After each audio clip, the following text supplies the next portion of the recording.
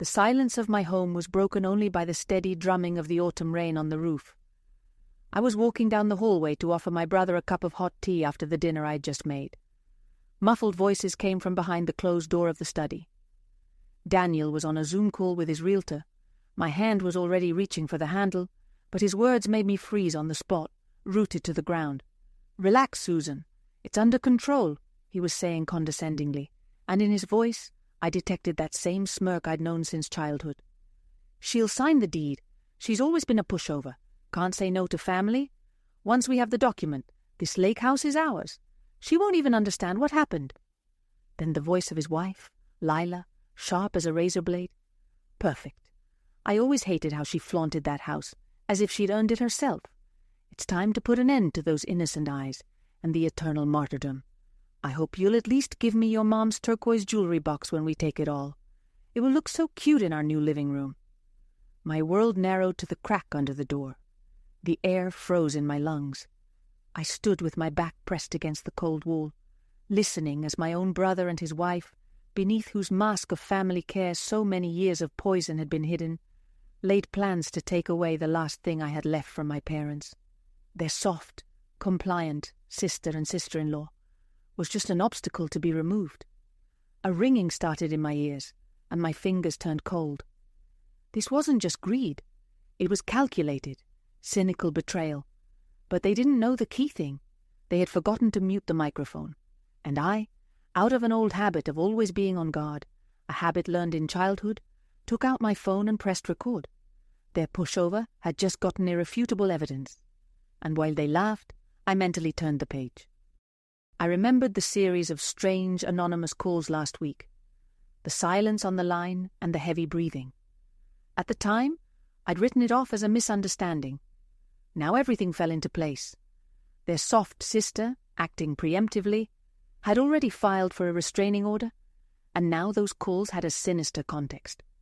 My name is Natalie Chen, and for 32 years of my life, I had perfected the role of the good daughter, the one who stays, the one who sacrifices, the one who pays the bills while her brother Daniel shone as the golden child.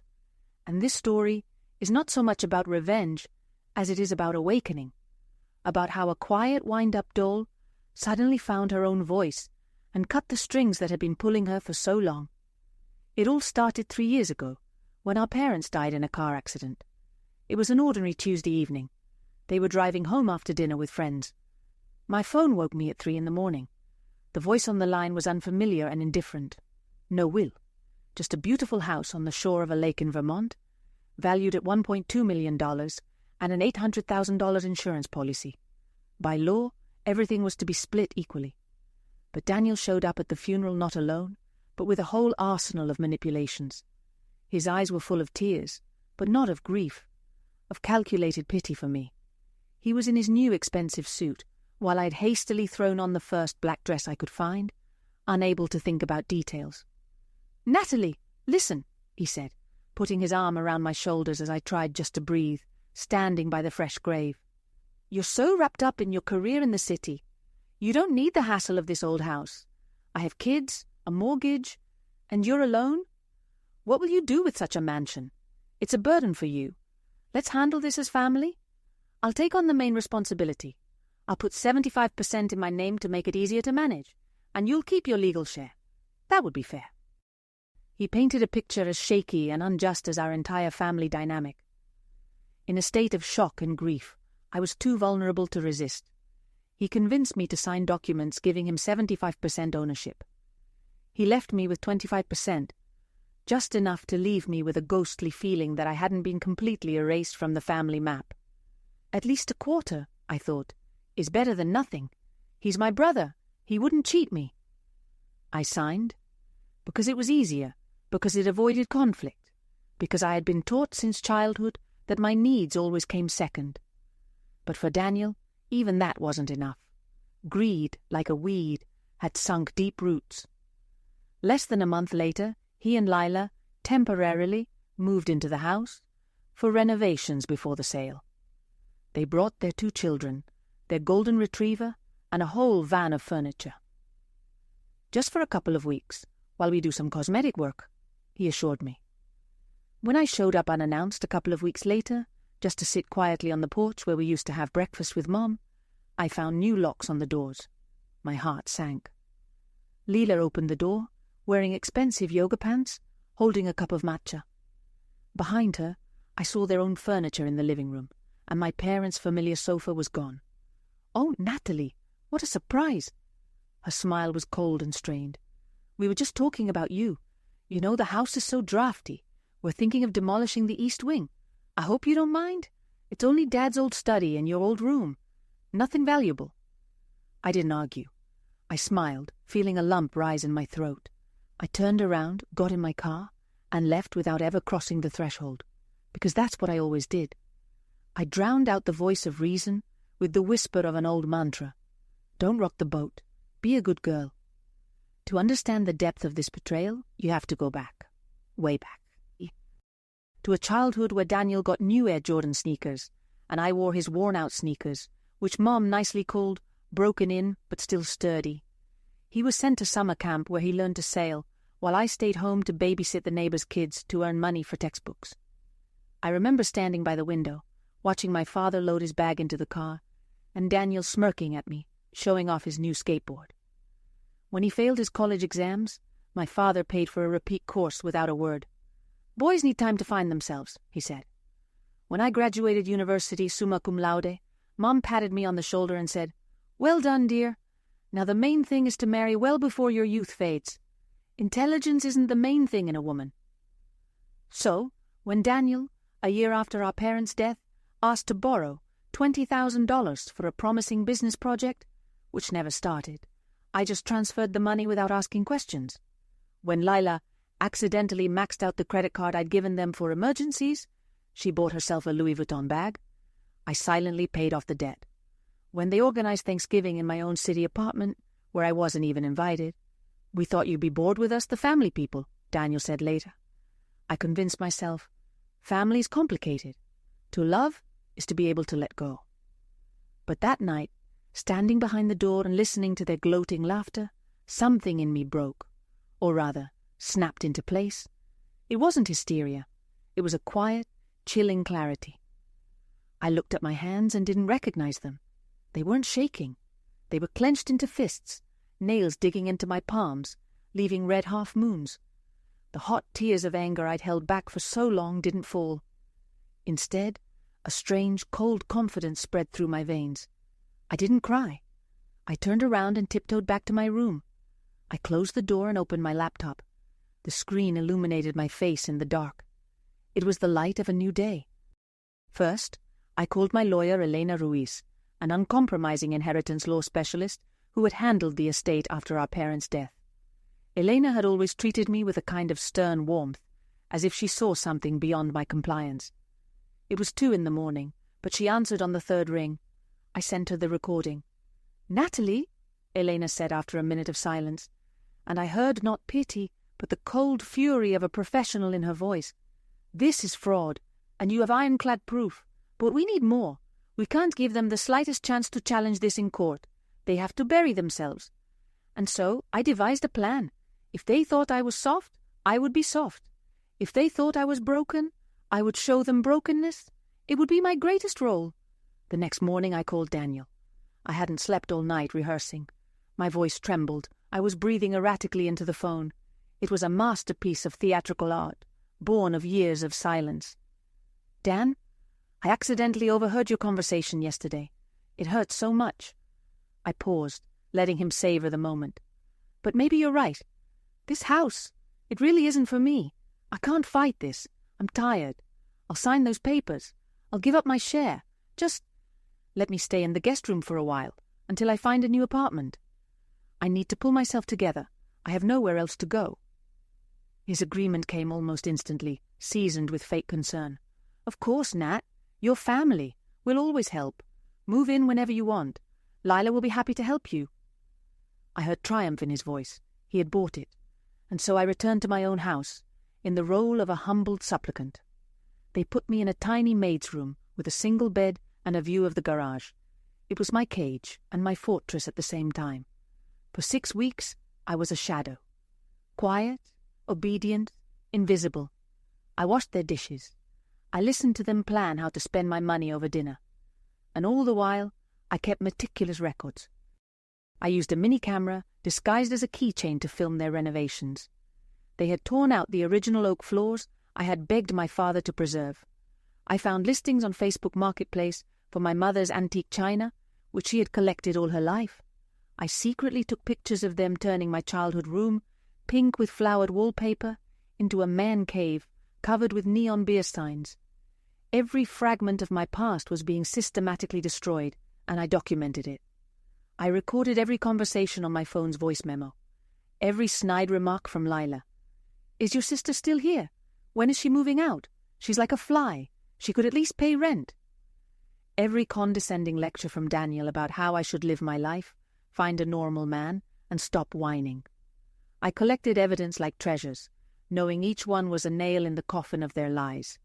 I even found, in their messages on a forgotten tablet, a discussion about how they sold my mother's wedding ring for $300 to buy the kids new game consoles.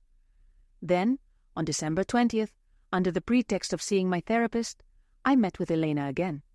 She laid a folder of documents in front of me. "Natalie, according to the initial inheritance documents, the property was jointly owned. Daniel never legally owned 75%. That document you signed is legally void. It was improperly notarized, and more importantly, signed under influence of deception and concealment of information. You are rightfully entitled to 50% of the house, and we can petition the court to annul his claim to the extra 25%. I looked at her, and there wasn't a trace of doubt in my eyes. I was as calm as the lake before a storm. "Eleanor, I don't want half. I don't want to share this house with them ever again. I don't want a single particle of their energy left within its walls. I want it all. I want them to leave with what they came with. Nothing more." A rare, ruthless smile appeared on her lips. She nodded, respect evident in her gaze. "Then we file a lawsuit to have you declared the sole owner on the grounds of emotional distress, financial exploitation, and fraud. And we demand immediate possession. And we demand reimbursement for legal fees and compensation for property damage." The court ruled in our favor, 3 days before Christmas. The judge, an elderly woman with a stern gaze, after reviewing all the evidence, including the audio recordings and photos, called Daniel's behavior outrageous and unconscionable. On December 23rd, while Daniel and Lila were away at Christmas sales, I acted. I hired the best moving service and an experienced locksmith. The instructions were clear and emotionless. Arrive on site at 9 a.m. on December 24th. Do not let anyone into the house. Replace all locks, including those on the garage and basement. Pack only my personal belongings, which I had already marked beforehand. Their belongings were to be neatly packed, inventoried, and sent to a paid storage facility, with the bill sent to them. Then I sent Daniel a text. It was my final act in the role of the soft sister, the last note in the symphony of deception they loved so much. "Hi, could you and Lila stop by tonight? Found Mom's old jewelry box with costume jewelry in the attic. Thought you might want to see it before I donate it all. Looks kinda valuable." He replied instantly, his tone light and victorious. "Of course, we'll come over. We'll bring some mulled wine." The smiley face at the end was the last drop of my contempt. At 8:45 p.m. on Christmas Eve, their Tesla silently pulled up to the house. Christmas carols could be heard from the windows. They got out, bundled in expensive scarves, their children in cute reindeer pajamas, their faces expecting an easy victory and holiday cheer. They walked into the house, laughing, but their laughter died mid-chuckle. Neat stacks of cardboard boxes awaited them in the hallway. The air smelled of fresh paint and something foreign. "What? What is this?" Daniel stammered, his smile slowly slipping from his face, giving way to confusion, then anger. I was standing in the center of the living room, holding a thick craft paper envelope. I was dressed in simple jeans and a sweater, but I felt like a queen. "You are evicted, effective immediately." "What?" Lila shrieked, her face contorted into a mask of genuine horror and rage. "This is our house. You're insane. This is our property. Daniel, call the lawyer." "No." My voice was as calm as the surface of the lake on a windless day. There was no malice, no joy in it, only facts. This is my house. Court order. Here. You have 15 minutes to gather your personal items. Documents, medication, jewelry. The movers will pack everything else and send it to storage.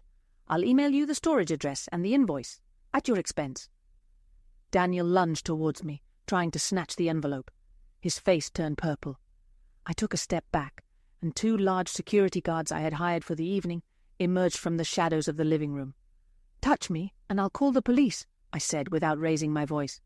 "I have a restraining order. On the recording you so kindly provided, you threatened to erase me if I didn't give up my share. Remember?" His face turned ashen.